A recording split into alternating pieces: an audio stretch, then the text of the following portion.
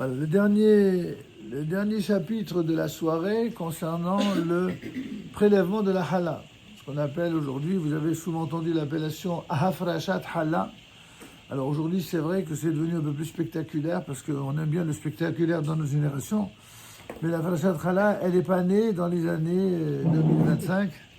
La Hafrashat Hala, depuis la création du monde et encore plus depuis le don de la Torah, eh bien, il y a la Hafrashat Hala que chaque épouse, chaque mère de famille fait à la maison le Shabbat et les fêtes pour prélever une partie de la pâte pour le pain du Shabbat ou de la fête. Et le fait de le faire en communauté, c'est très sympathique, évidemment. Mais fondamentalement, c'est pas exactement cela. J'ai arrêté la clim à temps, hein. Sinon, j'aurais eu mauvaise confiance. Donc, le prélèvement de la Chala, de quoi il s'agit-il? Si l'on prépare de la pâte à partir de l'une des 5 céréales, vous savez, ces 5 céréales qu'on rappelle tout le temps, à savoir le blé, si vous ne l'avez toujours pas noté, c'est le moment ou jamais, le blé, l'orge, l'épeautre, l'avoine et le seigle. Je répète, le blé, l'orge, l'épeautre, l'avoine et le seigle. Et ce, bien sûr, afin d'en faire du pain ou du gâteau, et que la quantité de farine soit d'un volume égal ou supérieur à... Alors, il y a plusieurs mesures qui sont données. Ici, on parle de 2 litres 16, c'est-à-dire ce qui représente pour de la farine blanche environ 1,55 kg. Il y en a qui commencent, dans la mesure, c'est 1,2 kg. C'est le cas de Rabbi Shimon Message, par exemple, c'est à partir de 1,2 kg. Ensuite, certains font 1,5 kg et d'autres, c'est beaucoup plus encore, c'est 2 kg, 3, etc. Il y a plusieurs usages. On ne va pas rentrer dans le détail tout de suite, on en parlera plus tard. En tout cas, le 1,55 kg dont le Rav ici parle, c'est un des avis qui est très suivi en Israël. Alors il faudra prélever une part de la pâte qu'on va appeler la Halla. Halla, c'est donc cette pâte prélevée. Quand existait à l'époque donc du temple de Jérusalem l'état de tahara, de pureté parmi le peuple d'Israël, la part que l'on prélevait en tant que challah représentait environ 2 à 4%. Ainsi, par les prélèvements sur les produits agricoles, mais aussi par la challah sur la pâte, les enfants d'Israël soutenaient les prêtres à nouveau qui les servaient dans le cadre du service du temple et qui faisaient office de précepteurs et de travailleurs sociaux. De nos jours, où la pureté est, comme on l'a déjà dit, halachiquement suspendue, il est interdit de manger la challah, de la consommer. Aussi ne prélève-t-on comme challah qu'une quantité minime de pâte. En général, c'est une petite boule. Certains la brûlent, c'est ce que l'usage de nos mères et grand-mères.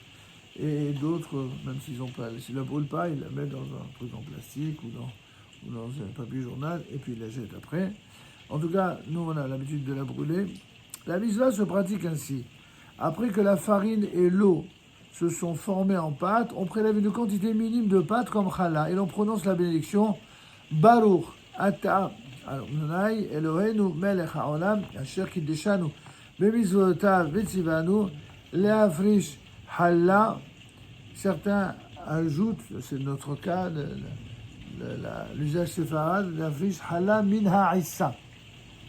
L'afrish Halla min ha'issa, c'est-à-dire pour béni soit-il notre Dieu, roi de l'univers, qui nous a sanctifiés par tes commandements et nous a ordonné d'accomplir le prélèvement min ha'issa de la pâte.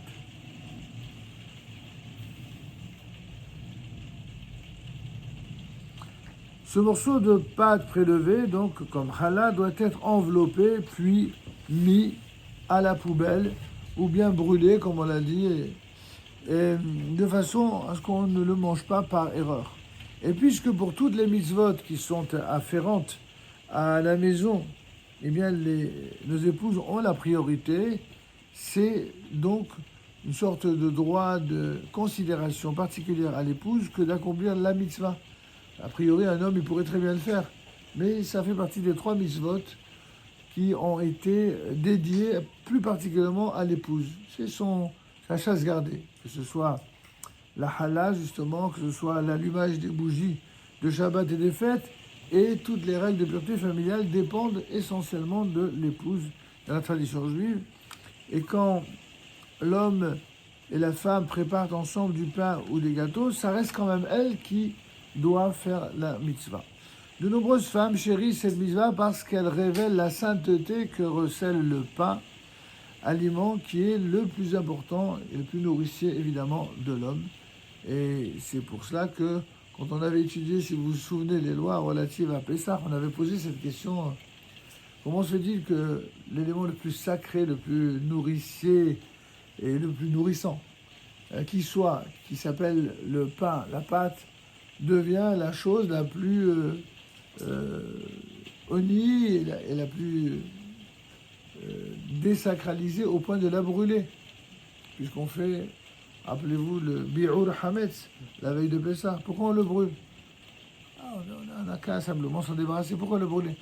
La raison, elle est liée au fait que dans le cadre du bi'ur hametz, pendant Pessah, le hametz représente exactement ce pourquoi nous avons été libérés de l'esclavage d'Égypte, pour nous débarrasser de l'impureté, de l'idolâtrie de l'Égypte. Et le pain, uniquement pendant cette période-là, représente justement, la pâte représente l'idolâtrie, représente l'orgueil et l'ego démesuré qui fait que les êtres humains tombent souvent, malheureusement, dans la faute. Donc c'est autre chose. Mais ici, évidemment, c'est au contraire à l'honneur du pain que l'on fait cette fameuse Afrashat Challah. La semaine prochaine, Bezat Hashem, on va s'arrêter là. La semaine prochaine, on continuera notre périple sur les lois de Kashrut et où l'on parlera de l'interdit des insectes et des vers. Vous savez comment on dit la vermine en hébreu? Rimma. Voilà. Mais on a une pensée bien tendre pour tous les rimas, qu'elles puissent retourner à la vermine et à la poussière. Petite question, si on était entre 1,2 kg et 1,105 kg, si on a 1,3 kg, on ne fait pas de bénédiction? Je n'ai pas entendu. Si c'est 1,3 kg, on n'est pas 1,555 kg. Il y en a qui le font, mais sans bénédiction. Oui. Et en dessous d'1,2 kg, on ne fait pas? Non. Donc sur 1,2 kg, on fait un cadeau à sa femme pour qu'elle fasse un peu plus. Ça, c'est aussi un tuyau, c'est pas marqué dans la halakha, mais c'est pas contraire à la halakha. Ouais, c'est là.